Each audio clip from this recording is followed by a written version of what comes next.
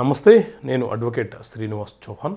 మిత్రులారా, ఈ వీడియోలో మనము సుప్రీంకోర్టు అలాగే బాంబే హైకోర్టు ఒకే అంశం మీద విభిన్నమైనటువంటి తీర్పులను ఇవ్వడం జరిగింది. వాటి గురించి కొంత తెలుసుకునే ప్రయత్నం చేద్దాం.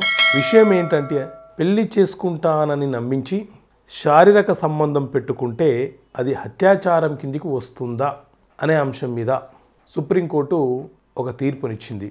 వివాహం చేసుకుంటానని హామీ ఇచ్చిన ఒక మహిళతో శారీరక సంబంధం పెట్టుకున్న వ్యక్తి ఆ వ్యక్తి పైన ఐపీసీ 375 సెక్షన్ కింద కేసు నమోదు చేయవచ్చు అని చెప్పి Dilip Singh versus state of Bihar కేసులో అప్పీల్కి వెళ్ళినప్పుడు అప్పీల్ క్రిమినల్ నెంబర్ 44 ఆఫ్ 2004లో సుప్రీంకోర్టు తీర్పునిచ్చింది.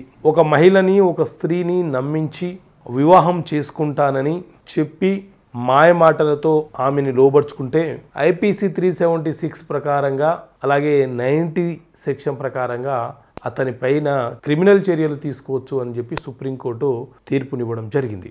అదేవిధంగా బాంబే హైకోర్టులో ఇలాంటి కేసే బెంచ్ మీదకి వచ్చినప్పుడు ఒక అమ్మాయి తనను ప్రేమించి తనను శారీరకంగా వాడుకొని మోసం చేశాడు అని చెప్పి న్యాయస్థానంలో కేసు ఫైల్ చేసినప్పుడు ఆ అబ్బాయి కూడా న్యాయస్థానానికి వచ్చి ఆ అబ్బాయి నేను ప్రేమించి మ్యారేజ్ చేసుకుంటానని వాగ్దానం ఇచ్చిన మాట వాస్తవమే, ఇద్దరము కూడా పరస్పర అంగీకారంతో శృంగారంలో కలిసినటువంటి మాట కూడా వాస్తవమే, నేను ఆమెని వివాహం చేసుకోవాలన్న ఉద్దేశంతోనే ప్రేమించాను, కానీ మా తల్లిదండ్రులు అంగీకరించకపోవడం వలన నేను వేరే అమ్మాయితో ఎంగేజ్మెంట్ చేసుకోవడం జరిగింది అని చెప్పి అతని తరపున అతను ఆర్గ్యుమెంట్ అఫిడవిట్ ఫైల్ చేసుకోవడంతో బాంబే హైకోర్టు దీని మీద విచారణ జరిపి ఈ సందర్భంలో జరిగినటువంటి శృంగారం ఏదైతే ఉందో దానిని అత్యాచారంగా పరిగణంలోకి తీసుకునే అవసరం రాదు, అవసరం ఉండదు.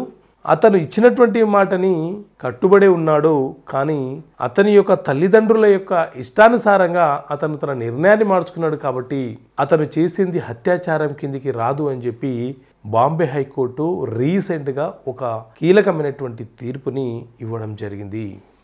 కొన్ని సందర్భాలలో పోలీస్ స్టేషన్లో కొంతమంది అమ్మాయిలు ప్రేమించి మోసం చేశాడని కంప్లైంట్ ఇస్తున్నటువంటి సందర్భాల్లో అబ్బాయికి ఇలాంటి జడ్జిమెంట్లు కొంత అనుకూలంగా ఉండొచ్చు, అమ్మాయిలకు నష్టం జరిగే అవకాశం కూడా ఉండవచ్చు.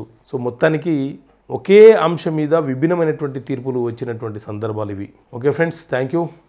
జై హింద్.